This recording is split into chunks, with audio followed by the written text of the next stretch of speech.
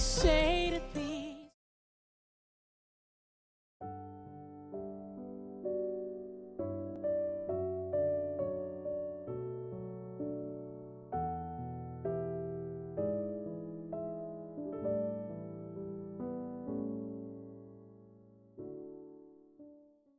9월 15일 금요일입니다.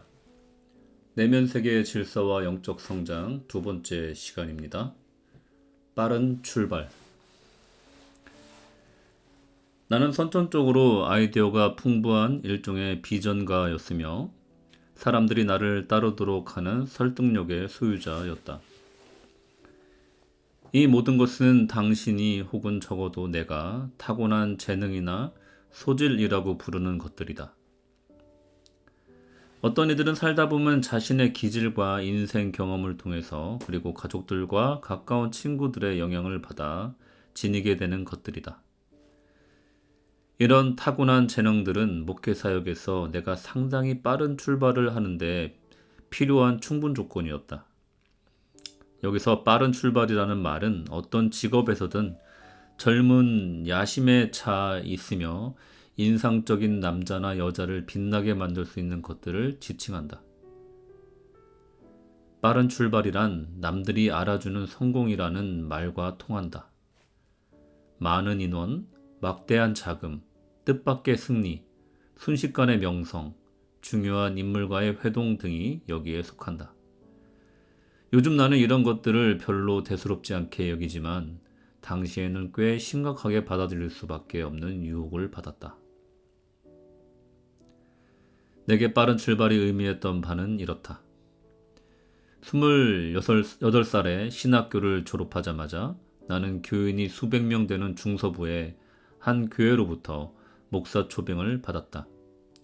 처음 두어 해 동안에는 하는 일마다 대부분 성공적이었다. 글쎄, 전부는 아니었지만 거의 그렇게 보였다. 내가 언급한 타고난 재능에 덧붙여 이런 빠른 출발에 기여했던 아주 실제적인 다른 이유도 있었다. 이를테면 놀랄 만큼 성숙하고 통찰력 있는 아내는 자신의 힘을 모조리 내 사역에 쏟아부었으며 셀 수 없이 많은 잘못된 판단에서 나를 구해 주었다. 한편 당시 내 전임자는 리더십을 행사하면서 심각한 잘못을 범했던 전력이 있었다. 따라서 그와 대조적으로 내가 하는 행동에 대해선 교인들이 대개 호의와 애정어린 시선으로 봐주었다. 인간적으로 말하면 미래는 몹시 밝아 보였다. 심지어 학창시절의 내력을 보아 내가 어떤 인물이 될지 우려했던 이들조차 장차 내가 특별한 인물이 될 것이라고 기대하기 시작했다. 사역이 천부적 재능과 시의적절한 기회포착, 사랑하는 이들로부터의 전폭적인 지원 등으로만 이루어지는 것이라면 나는 정상 궤도에 있었음이 분명하다. 천부적 재능. 우리 모두에게는 그런 것이 있다. 글쎄, 어떤 이들은 다른 이들보다 더 많이 갖고 있을 것이다. 이 재능들은 젊은이들을 더 멀리까지 데려다 줄 수 있다. 내 경우는 분명 그랬다. 개인적 카리스마, 총명함, 정서적 힘, 조직력 등과 같은 천부적 지능들은 오랜 시간에 걸쳐 사람들을 감동시키고 동기부여할 수 있다. 어떤 때에는 그것이 영적 생명력과 깊이로 오인될 수도 있다. 애석하게도 오늘날 기독교 문화는 영적 깊이를 가진 사람과 재능 많은 사람을 쉽게 구별하지 못하고 있다.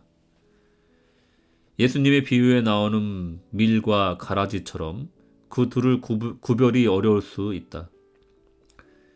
그 결과 적지 않은 이들이 실은 소인에게 조종당하면서도 영적인 거인에게 영향을 받고 있다고 착각하는 어리석음을 범할 수 있는 것이다. 우리가 항상 명심해야 할 것은 천부적 재능으로 거대한 조직을 세울 수 있는 지도자들이 많다는 사실이다. 바른 말을 하고 옳은 일을 한 만큼 충분히 똑똑하고 좋은 사람들과 관계를 맺을 만큼 통찰력 있지만 그들은 자신의 내면 세계가 텅 비어 있다는 것을 누군가에게 들키기 전에 성공의 길로 한참 동안 나아갈 수 있다. 마침내 감정적 폭우가 가라앉을 때에도 나는 그날 내내 그 자리에 머물면서 그날 일어난 일을 더 선명하게 이해하려 애썼다. 예수님, 이 경험으로 제게 주시고자 하는 메시지가 있나요? 라고 기도했던 기억이 난다. 오후 내내 그 기도를 몇 번 하고 나서 돌아온 응답은 그렇다는 것이었다. 내 인생의 남은 날들이 궁지에 처하지 않으려면 정말 내가 놓쳐서는 안 될 메시지가 있었다.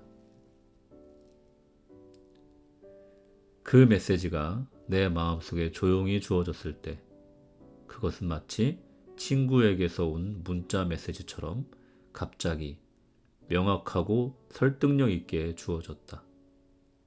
나는 그 메시지를 절대 잊지 못한다.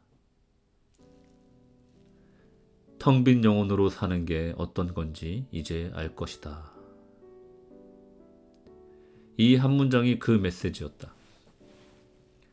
영혼이 비어있는 것, 영혼이 비어있다는 것은 무슨 뜻인가? 나 자신의 질문에 대한 내 대답은 무엇이었던가? 영혼에 기반한 일을 하려 하면서 그 영혼을 채우려는 노력은 거의 혹은 전혀 하지 않을 때 우리의 영적 공간인 영혼은 텅 비고 만다. 그것은 마치 연료 탱크가 비어있는 고성능 자동차를 운전하려는 것과 마찬가지일 것이다. 내 영혼이 위태롭고 비어있으며 정비되어 있지 않은 것 같다는 생각이 그날 오후 마음속에 밀려들자 이 내적 공간을 내가 얼마나 형편없이 무시했는지 처음으로 인정하기 시작했다. 사실 나는 성인이 되어 그리스도를 따르는 삶을 시작한 첫 시기를 눈에 잘 띄고 내 주변의 세상에 감명을 줄 수 있는 나만의 영역을 확장하는 데 투자했다.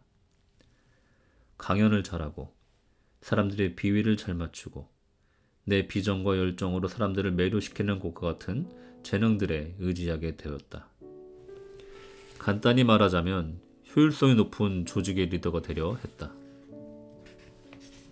인정하기 부끄럽지만 그 초기 시절을 나는 예수님이 뜻하셨던 사람, 곧 깊이 있고 사랑 많고 침착하고 온유한 사람이 되기보다는 사람들에게 세련된 리더가 되어 있었다.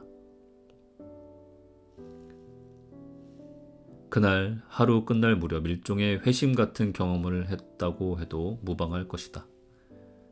나는 의도적으로 삶을 재정비하겠다고 결심했고 있는 힘을 다해 천부적 재능에 기초한 삶과 사역의 길에서 뛰쳐나와 훈련과 의도성에 기반을 둔 길로 바꾸겠다고 마음먹었다. 이 책의 제목을 따라 표현하자면 내면 세계의 질서를 바로잡기로 다짐한 것이다. 오늘 하루 동안에 이 글을 묵상하시면서 여러분들의 내면 세계의 질서가 어떠한지 나의 재능이나 내가 갖고 있는 것으로 그 삶을 살려고 하진 않았는지 성찰해 보시는 귀한 시간 되시길 축원합니다.